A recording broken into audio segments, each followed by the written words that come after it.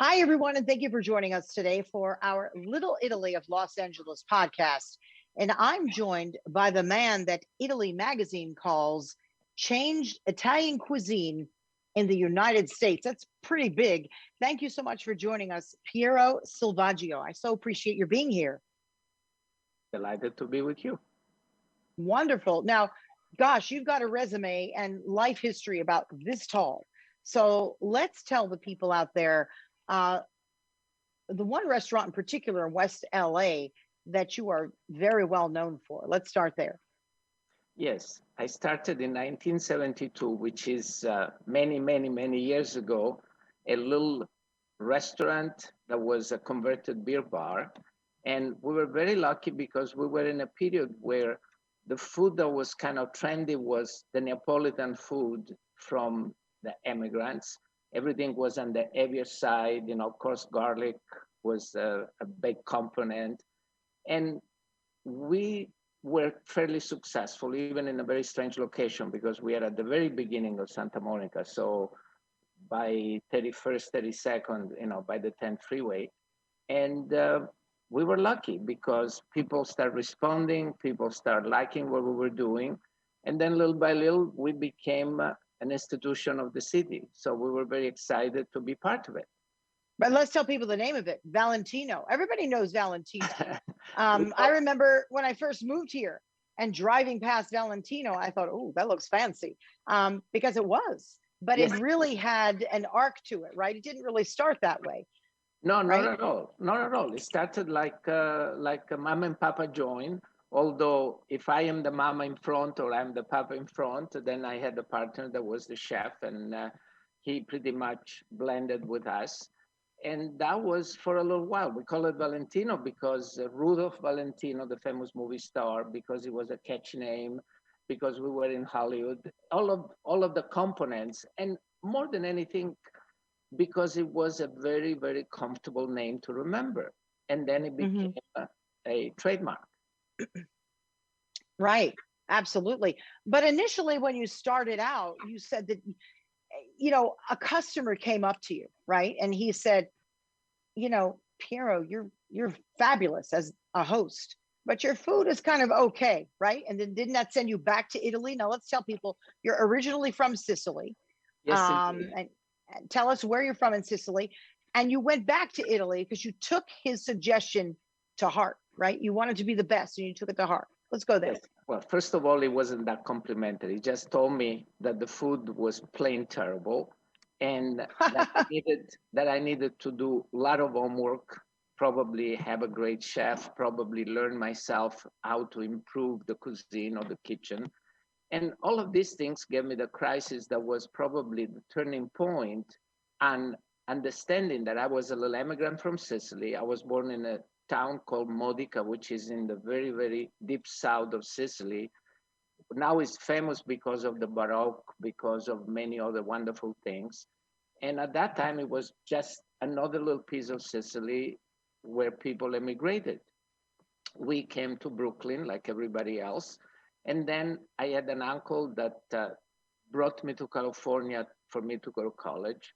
And I was supporting myself being a boss boy. Not that I knew what the word boss boy meant, but I started learning that people go to restaurants because I'd never gone to a restaurant. And people and people like to be fussed about, dine, et cetera, et cetera. And all of that was fascinating to me. So when I finished college... But wait, hold on. Let's talk about where you were a busboy at Chasen's, right? I mean, come on. Everybody liked to be fussed about at Chasen's. And for people who don't know what that is, that was a super famous hangout, right? On like Beverly Boulevard and Doheny, right? That was like, that was the place. I mean, people went there during the Oscars and just about every possible big, anything big that went on in Hollywood, Chasen's was handling it, right? Absolutely. It was the power restaurant. And especially the front of the restaurant was where all of the big celebrities, the big name of then, were all kind of gathering and were all kind of trying to be who's whom, etc. And my uncle was a manager in that restaurant. So I was very lucky because he put me in a business that was the quintessential idea of a restaurant of the rich and famous, of the powerful. But more than anything, I understood the synergy that a restaurant can give you, that it can be fun. And for me, with English, that was very, very kind of weak. Uh, Working and making money was the ultimate. I was excited every day that I went to work, was very, very nice.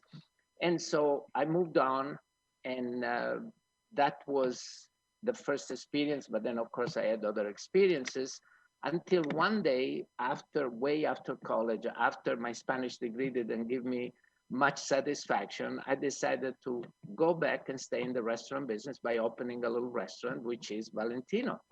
And Valentino was in a very strange location, was a beer bar converted into a restaurant, was nothing special, was nothing really exciting. And I think the biggest miracle that happened was that I took advices like this gentleman that told me that our food was very mediocre. And then I learned another thing, which is Italian wines and wines in general are a wonderful thing in a restaurant. And I became very, very into that. So the two things of listening and learning and increasing the wine list made the restaurant kind of, fairly well known, but still the mediocrity was there. Therefore, going to Italy and learning that there are some incredible ingredients, that there are some incredible food in every region, that there is a history that goes with food was a turning point, because after that, we came back with the crisis. I don't like my food. I don't like my cooks. I don't like what's going on. And sooner or later, like this gentleman that told me that the food was bad, the restaurant will close, because the mortality of restaurant, as you all know, is enormous. It's way over 90%. And so I was going to be another victim, and I refused to be another victim. So I made changes. I love how you learned from that, though. And I love the honesty of your customer, because clearly you were the man, you were the face of Valentino. You were the face, but when it came to their stomach, it was like, well, I don't know. It's a lot of fun to come here, but the food is like, okay. And I love that you listened, you heard him, you went to Italy to train and learn, and then you came back, right? And you really changed everything.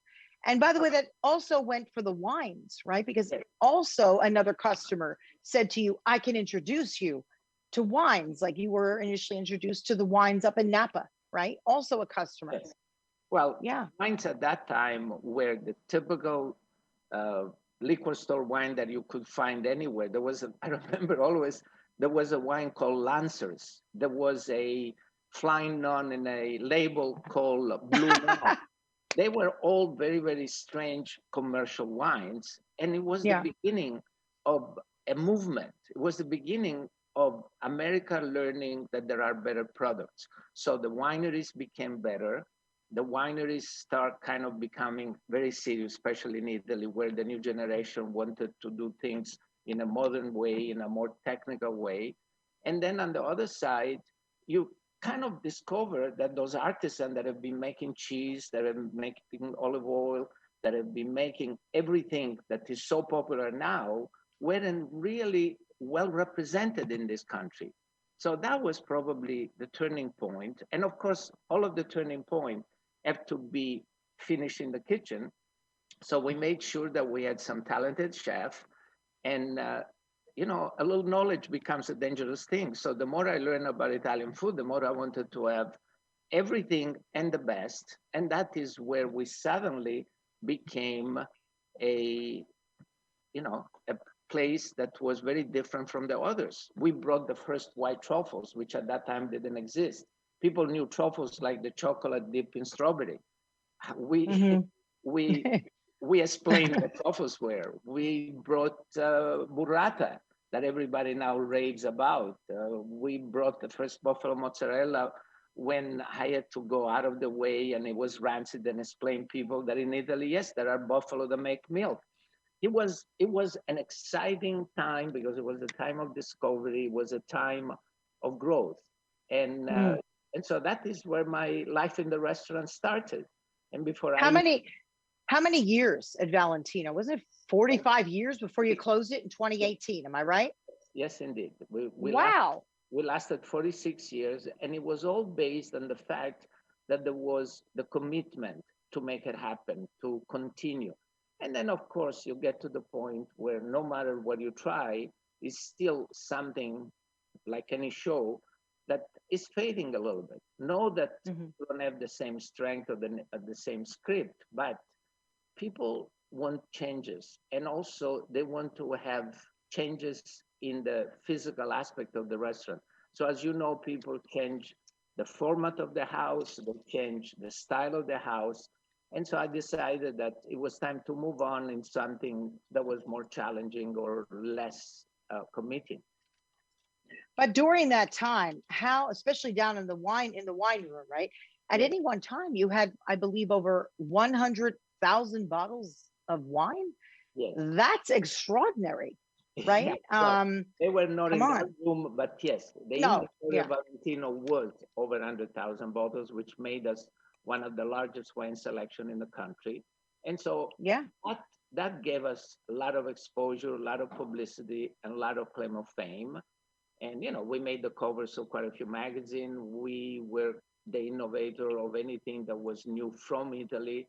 So all of these things are exciting and part of what my history has been. And of course, it wasn't just Valentino, because, for example, in 1985, which is many years ago, we came up with the idea that people love, now they call it grazing, but at that time we call it primi. Primi in Italian means anything that is related to pasta, to risotto, and to antipasti.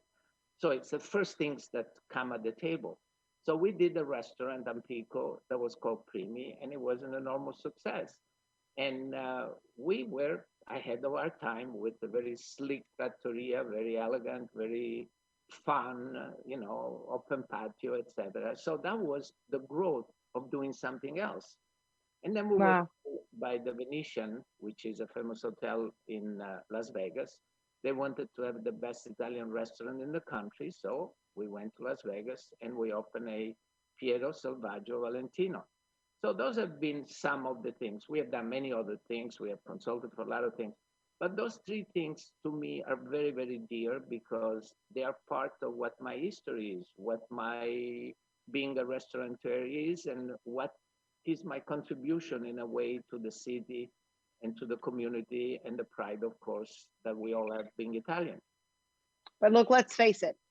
It's about relationships, and Yes, it's about the, yeah. And with you, everybody loves you. Come on. You just mentioned your name. You're so highly regarded in the business, very humble. But they came really, obviously, the food was spectacular after you figured it out, but they came for you, yes. right? They And came for you. friendship of all of these people has been also the strength of staying in business, of continuing Valentino even when it was getting a little old and a little tired. And there was always the feeling going to the restaurant is a happening, is a day of feast. And probably the last contribution was when we announced that we were closing after 46 years. And they were Oh, and they were coming in Urgel. They were coming for the Last Supper. They were coming for the memories.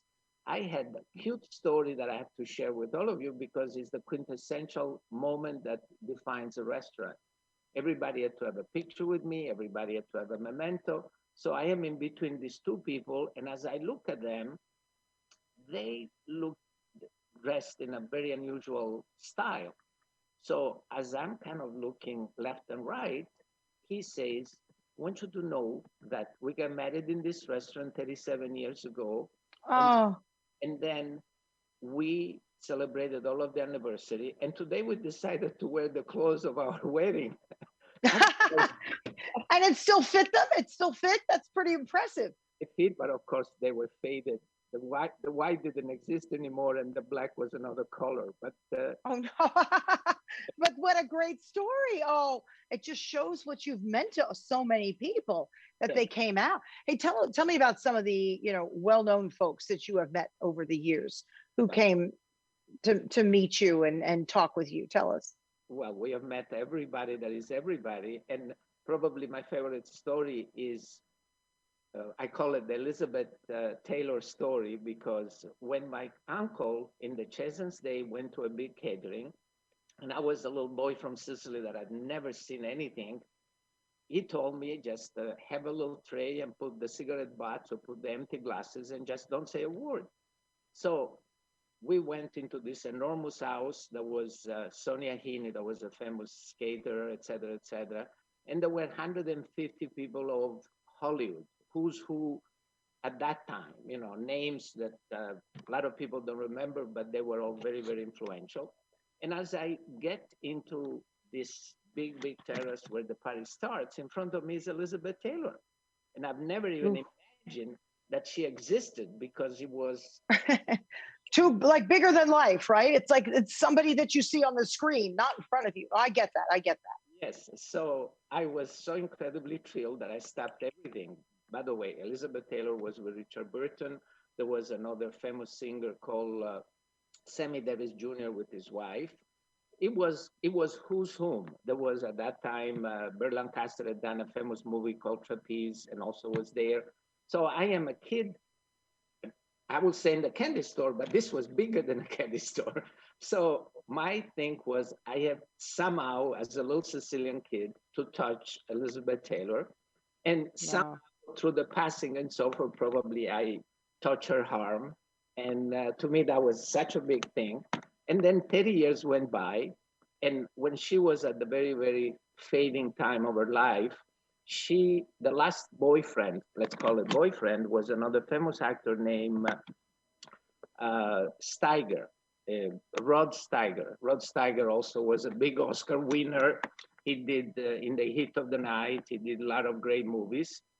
And so they come, and Rod was a friend, and he asked me to sit with them, which of course I don't. But as we talk at one point, I felt comfortable enough to tell her the story. When I was a little kid, shy and without any English, etc. And she says, "You touched me. Where did you touch me?" And I said, "Well, I kind of just put my arm to against yours." And she says, "No, no, no, give me a kiss. I want a kiss from you." Oh, wow. So what'd you do? I did, of course. Was I stupid? No. Wow. And you never wiped that off since, right?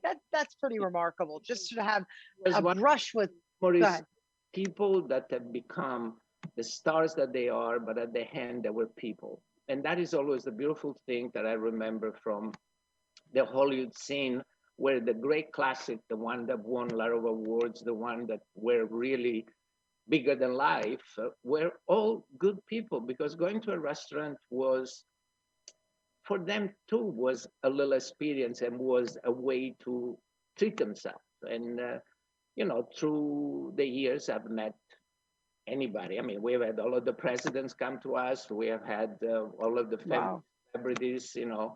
We had the King of Spain. We had the Shah of Iran. We have had all of the people that were influential in the world, because even if we were in a modest location and so forth, there was a aureole almost, a little something about going to Valentino and going in the wine room and being completely private and being well taken care, especially if you were lovers of food and wine. So a lot of memories of that. And probably the feeling that I have is always a restaurant is more than just a place you go to eat. It's a place where, as we were saying with the old people that got married there, where they want to live a little piece of their life, their memories, their celebration. Yeah. So there are all of these things which now are fading because they are connected to a person, and that person was me, of course. But it didn't work out all the time like this, because now you think more of the business part. People in the business are more kind of technical than natural. You know, things done through, let's say, open table to the computers and so forth. And I still believe that people have to say, "I'm coming to dinner. It's very special. It's my daughter, sweet 16, is my new girlfriend anniversary, or we want to celebrate a great family event." And that is where it makes a difference, because then you can provide, you can share, you can put your best dress forward. That is so special, you know, especially when you know someone, and people there feel like they all felt like they knew you, because you made everyone feel equally welcome and respected, which is lovely. And also, why don't you tell our audience the difference, if you will, between the fine dining and just dining at a restaurant, right? There's a big difference. Well, the big line that people had when they were writing about me was go to Valentino and leave it to Piero. Make him spend a special evening. And yeah, you start knowing and learning about people's taste, about the necessity, about the pocketbook too, of course. You can develop. That's important too. there certainly is. Depends upon it. It's all the difference between which wine you're going to bring out and suggest, right? There's no doubt. Exactly. So that will kind of explain that if you really want the ultimate experience, there are restaurants that can provide that. You know, I happen to have a friend named Wolfgang Pack that everybody knows, and is the godfather of my children.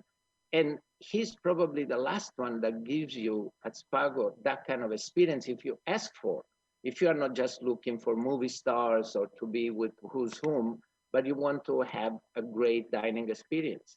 And that is what I was doing. I was just explaining that you have that little research that usually is related to Michelin star, you know, in France, in Italy, and so forth, because the restaurateur at that time goes out of his way to have perfection, to have the best service, but also the best china, the best flowers, the best details.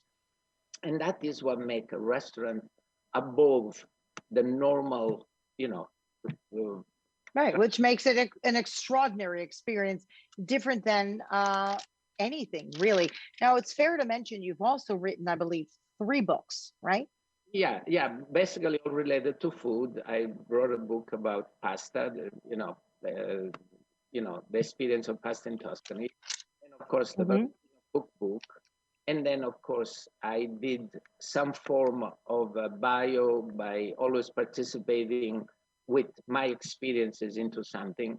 And then, of course, there are the chapters, the chapter How You Feed Your Children, which is a book, how vegetarians can enjoy a great restaurant. And of course, vegetarian and vegan and celiacs, you know, gluten-free have become also a phenomenon that you have to understand.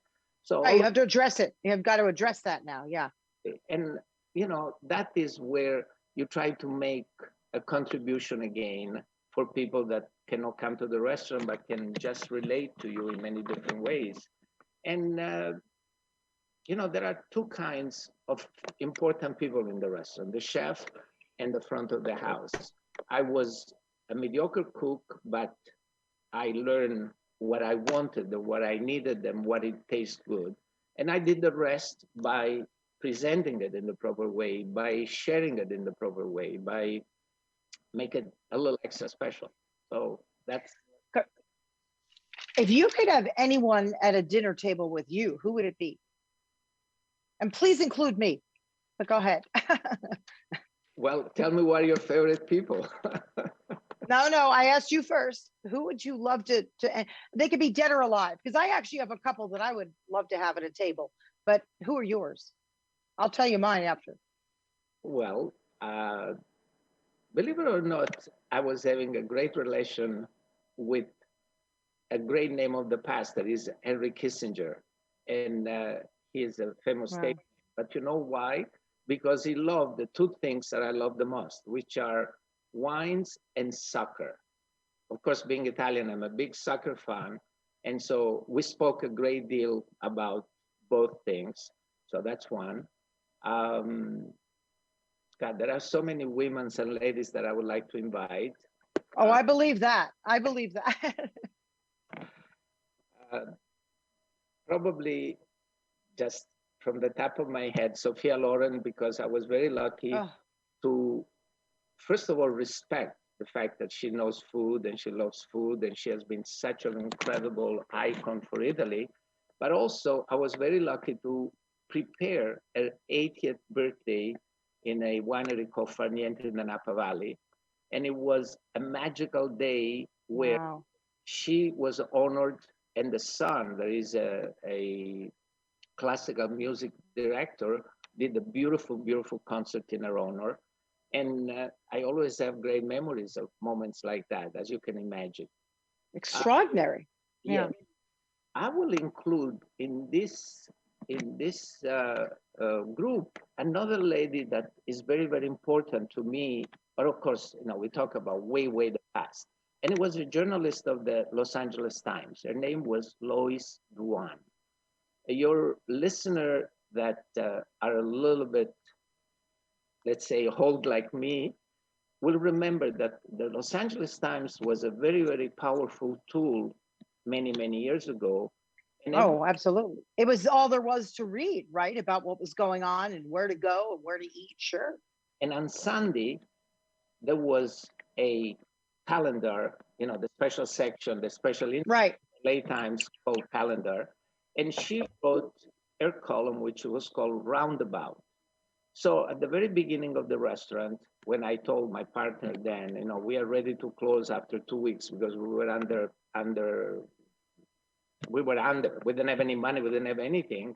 I said, can you imagine, Johnny, if Lois Duan will come and write a review? And he says, and who's Lois Duan? And I didn't even know if it was a lady or a gentleman. And then, like magical that night, two lovely, lovely people came over at dinner, came back. And a week after, when we are really ready to close, a week before Christmas in 1972, she wrote the most incredible review that we ever had that kept us in business. And she wrote, Valentino is like a bride full of joy, and this is going to be the Christmas present to my readers. And that made us. Wow. So that's something. I hope you blew that up and put it on the wall. That's extraordinary. The wall of Valentino sins. And that's extraordinary. Right. So let's think about one more person that has to be a male in this at this point. And it will be a gentleman that has done more for wine than anybody I know, and his name is Robert Mondavi. Robert Mondavi founded a fantastic winery, but he did more than that. He was always the great guy that believed that California was world-class, that California wines and food was world-class, and he was the ultimate ambassador. And we had, of course, a great legacy and a great friendship. And I've always respected the fact that he's invested an enormous amount of money on what is called the American Institute of Wine and Food, which is a way to kind of codify anything that is American. And, names of the past, but of course we are talking about an ideal group of people. And, of course you can put Mama, but Mama will be a little harder place in that. Maybe, or she would just sit back and enjoy watching her son, right? That for sure. So in that way, she would absolutely be in her place, because she would just sit back and love to watch what's become of her son, right? Always. Absolutely, yes. And yeah, of course, yeah. Everybody, Mama gives you the first inspiration about food, about cooking, about the love on cooking, not of cooking, on cooking things. Yeah. Do you ever miss that you left Sicily at such a young age, or do you get back enough to see family and friends? Well, I have contributed a great deal about the image of Sicily. I'll tell you why. When I first left as a little immigrant, and I was 17 at that time, there were no restaurants in my hometown. And I became fairly famous, and a lot of people asked me to help by having people stage with us, by having, inspiration and so forth. And so we kind of help in Sicily with, first of all, the stimuli to young people that being in the restaurant business and cooking is a form of art beside being slaving and beside the hours and everything else. And then the technical part. So now there are lots of schools that have that as a subject. We have had an enormous amount of young chefs, and I think I've helped a great deal with the image of Sicily. For example, again, I was telling you, my hometown and in my province, there were no restaurants, and now there are several 2 Michelin stars. There are several famous people, and the greatest thing is that hospitality has become a big thing because there were the stories there was the monuments, there were the beauty, but there were no hotels or restaurants for people to go.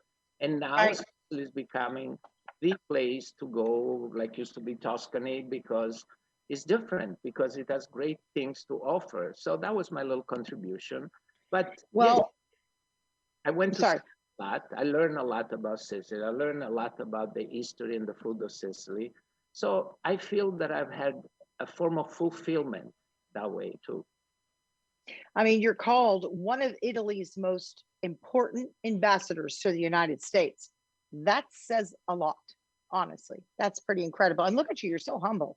I feel like I'm talking, to a family member, but you're quite extraordinarily accomplished, and because I think of your humility is really what's a big part of your success. There's no doubt. Well, it's very exciting now to share all of this to people that you want to inspire, young people that always would like to have a form of a subject. And I like to be that subject because especially the poor people, the struggling young people, that, everything is done. I mean, if there is something called the American dream, this is what is the American dream. You work hard, you work differently, you try to be good at where you are, and something may happen.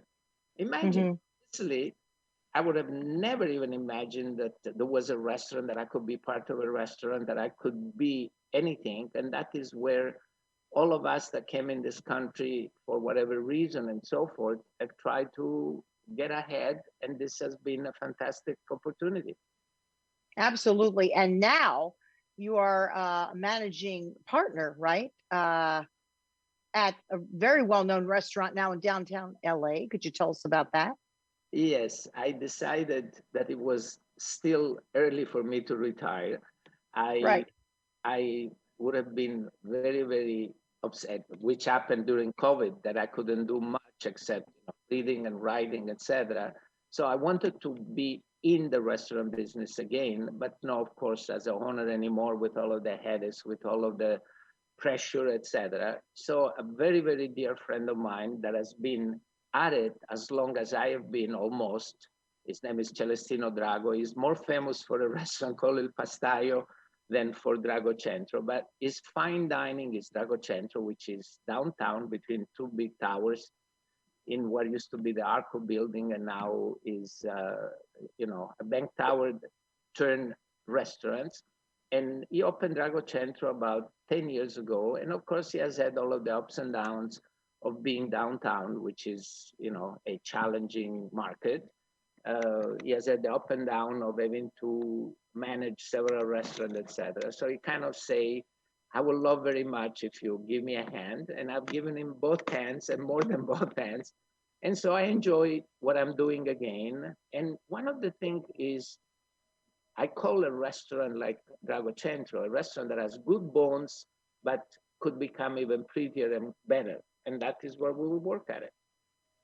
Beautiful. And you're open now again, right? Because We have oh my been, gosh. yeah, Yeah. been open since February when the governor finally allowed us to open. Has been, of course, the struggle of people that still are afraid to go out. Downtown that hasn't come back because, Yeah. again, the business come from 100-story tower. We have a 50 and 50-story towers that are empty. So when Yeah. we fill up again, we will be very excited and very busy.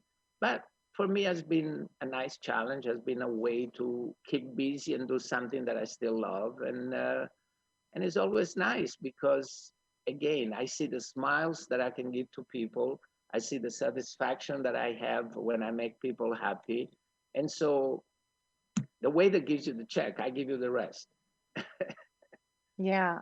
Gosh, I've so enjoyed talking to you. Is there anything else that you'd love to tell our audience about you, about your work, about where you're currently downtown? Anything else that you'd like to share? I could keep you on for hours, honestly. You're so interesting. I like to share the fact that, you know, everything is possible for a little kid that comes from another country. Now we have the president bringing all of these young people from Mexico and from Central America and so forth. They all have a dream. And if that is something that they will work at it, good things will happen. And look how many second generation, like your family and so forth, have been able to achieve so many other things by going to school, by having careers and so forth. We all kind of choose a path, and the Italians have very bad reputation, as you know, and a lot of other things, especially Sicily, et cetera, et cetera. And now everything is, thanks to all of us, it's different now. No, it is. About Sicily with a great deal of pleasure, because the good things are there, the monuments, the food, the history, et cetera, and we will always be Italian at heart. We'll always be proud of our heritage. And am I American after, what is it, 50 plus years that I live in this country? I still have an accent, but I'm American. So probably I am the perfect situation of somebody that is called the Italian American. And of course, you have two culture, you have two set of memories, love of so many things. And, I'm delighted that I can be part and share it with your listener, with you. And I hope we'll have a second conversation someday. We absolutely will. There's too much to talk to you about to just let you go with one interview. So we'll be having you back. I so enjoyed talking to you. I've learned so much. I look forward to seeing you at the restaurant one of these days as well. Once everyone feels more comfortable getting out, I'll be one of the first ones down there. So a delight to talk to you, Piero Selvaggio. And everybody, just thank you for joining us on our Little Italy of Los Angeles podcast. I'm your host, Deborah Zara Kobylt. And how can people reach you? Oh, I'm going to blow one right back at you. That was lovely. How can people reach you? I mean, do you answer all your social media or what? If they have questions for you. By all means. I am very open. First of all, there is Drago Centro, where you can find me 6 nights a week, because that is my new life. If you want to have more of a conversation, I have a very interesting email address, which is welovewines@aol.com. And I love that. Yeah. But obviously it's related to one of my loves, as you can imagine. And, just let me know if I can be a mentor, suggest, help, or whatever. And that's probably the best thing that you offer when you reach a certain age and you still like to be helpful, et cetera, Absolutely. And that's so right. That's so right. To move it forward, right? That's great. Anyway, thank you so much. It's really been a delight. We will have you back. I'll see you downtown. And thank you, everybody, for joining us once again on our Little Italy of LA podcast. And we will see you next time. Bye. Arrivederci. Arrivederci.